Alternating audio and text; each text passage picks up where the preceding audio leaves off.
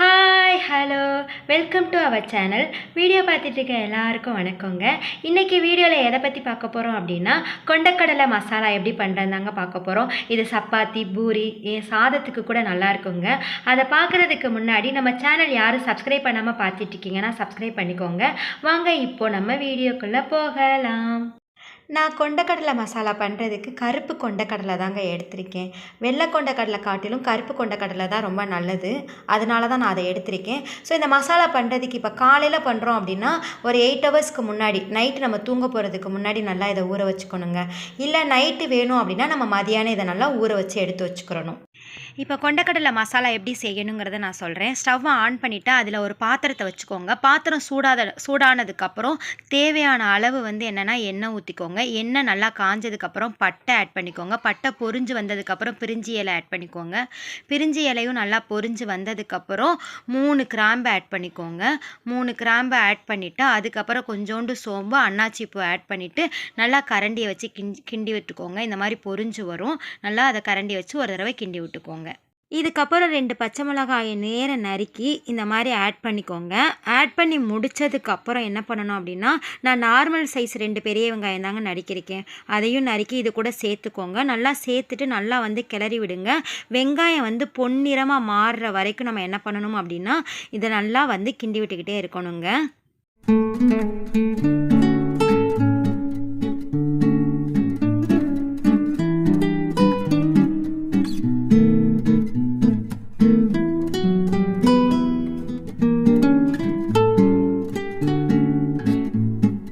நல்லா ப்ரௌனிஸாக மாறினதுக்கப்புறம் இது கூட ஒரு டீஸ்பூன் இஞ்சி பூண்டு விழுதை ஆட் பண்ணிக்கலாம். அதை ஆட் பண்ணிவிட்டு நல்லா பச்சை வாசனை போகிற வரைக்கும் என்ன பண்ணுங்க அப்படின்னா வதக்கி விட்டுக்கோங்க. அதுக்கப்புறம் 2 பெரிய சைஸ் தக்காளி பழத்தை நான் ஆல்ரெடி மிக்சியில் போட்டு நல்லா அரைச்சி எடுத்துக்கிட்டேங்க. அதையும் நீங்கள் அரைச்சி எடுத்து இது கூட ஆட் பண்ணிக்கோங்க. ஆட் பண்ணினதுக்கப்புறம் அதையும் நல்லா என்ன பண்ணணும் அப்படின்னா, பச்சை வாசனை போகிற வரைக்கும் நம்ம என்ன பண்ணணும் அப்படின்னா கிளறி விடணும்.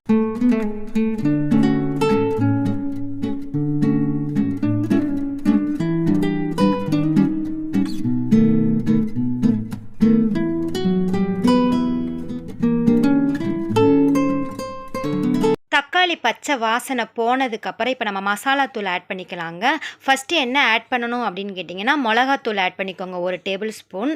காரம் உங்களுக்கு அதிகமாக வேணும்னா நீங்கள் எக்ஸஸாக கூட ஆட் பண்ணிக்கலாம். அதுக்கப்புறம் இது கூட மஞ்சள் தூள் கொஞ்சமாக ஆட் பண்ணிக்கோங்க. மஞ்சள் தூள் ஆட் பண்ணிட்டதுக்கப்புறம் 1 டேபிள் ஸ்பூன் சீரகத்தூள், 1 table spoon garam masala, 1 table spoon மல்லித்தூள் ஆட் பண்ணிக்கோங்க. இது 3ஐயும் சேர்த்து ஆட் பண்ணிவிட்டு நல்லா நம்ம என்ன பண்ணணும் அப்படின்னா கிளறி விடணுங்க. வாசனை போகிற வரைக்கும் நல்லா கிளறி விட்டுக்கோங்க. இந்த பதத்துக்கு வந்ததுக்கப்புறம் தேவையான அளவு இது கூட என்னென்னா உப்பு ஆட் பண்ணிவிட்டு அதையும் நல்லா ஒரு தடவை என்ன பண்ணிக்கோன்னா கிளறி விட்டுக்கணுங்க.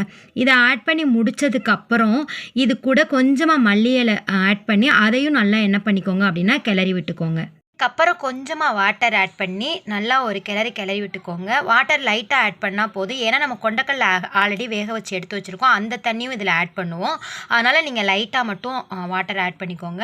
நான் ஏற்கனவே ஊற வச்சுருந்த கொண்டக்கடலையே நல்லா வேக வச்சுருக்கேன். ஒரு 3 விசில் 4 விசில் வச்சு பாருங்கள். கையில் வச்சு அழுத்தினோன்னா கொண்டக்கடலை இந்த மாதிரி மசிகிற மாதிரி இருக்கணும். ஸோ இந்த அளவுக்கு வேக வச்சுக்கோங்க. இப்போ நம்ம இந்த கொண்டக்கடலையை நம்ம என்ன பண்ணிக்கலாம் அப்படின்னா, இந்த மசாலா கூட ஆட் பண்ணிக்கலாம்.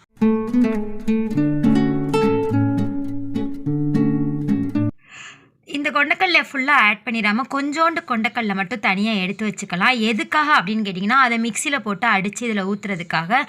எதுக்காக அப்படின்னா, கொஞ்சம் கெட்டி பதமாக வரணும் இல்லையா மசாலா, அதுக்காக தான். ஸோ கொண்டக்கடலை ஆட் பண்ணதுக்கப்புறம் நல்லா இந்த மாதிரி கிளறி விட்டுக்கோங்க.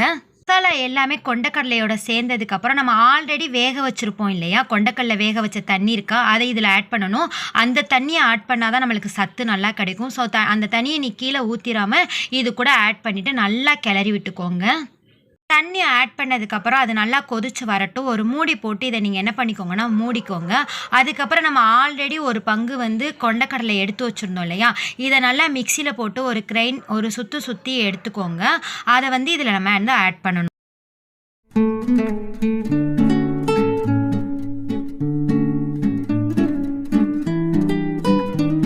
தண்ணி கொஞ்சம் நல்லா வற்றினதுக்கப்புறம் நம்ம கொண்டக்கடலையை கிரைண்ட் பண்ணி வச்சுருக்கோம் இல்லையா, அதை என்ன பண்ணணும் அப்படின்னு கேட்டிங்கன்னா, இது கூட ஆட் பண்ணிக்கணுங்க.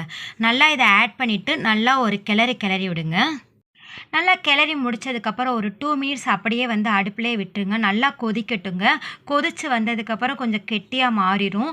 கெட்டியாக மாறினதுக்கப்புறம் மல்லித்தழை தூவி இறக்குனீங்கன்னு வச்சுக்கோங்களேன், சப்பாத்தி, பூரி எல்லாத்துக்குமே அருமையாக இருக்குங்க. தோசைக்கும் சாப்பிட்லாம், அது மட்டும் இல்லாமல் சாதத்துக்கும் சாப்பிட்லாங்க. அவ்வளோ அருமையான கொண்டக்கடலை மசாலா ரெடி ஆயிரும். வீடியோ பிடிச்சிருந்துச்சுன்னா லைக் பண்ணுங்கள், ஷேர் பண்ணுங்கள், கீழே கமெண்ட் பாக்ஸில் கமெண்ட் பண்ணுங்கள். திஸ் வீடியோ ஸ்பான்சர் பை genreview.onlineங்க. உங்களுக்கு ஏதாவது ப்ராடக்ட் பற்றி ரிவ்யூஸ் வேணும் அப்படின்னா இந்த வெப்சைட் பற்றி கிளிக் பண்ணிங்கன்னா இந்த வெப்சைட்டில் ஜென்யூன் ரிவ்யூஸ் இருக்குங்க. இதுக்கான லிங்க் வந்து நான் கீழே டிஸ்கிரிப்ஷனில் கொடுக்குறேன். தெரியாதவங்க போய் பார்த்து தெரிஞ்சுக்கோங்க. வீடியோ பார்த்துருந்த எல்லாருக்கும் நன்றி.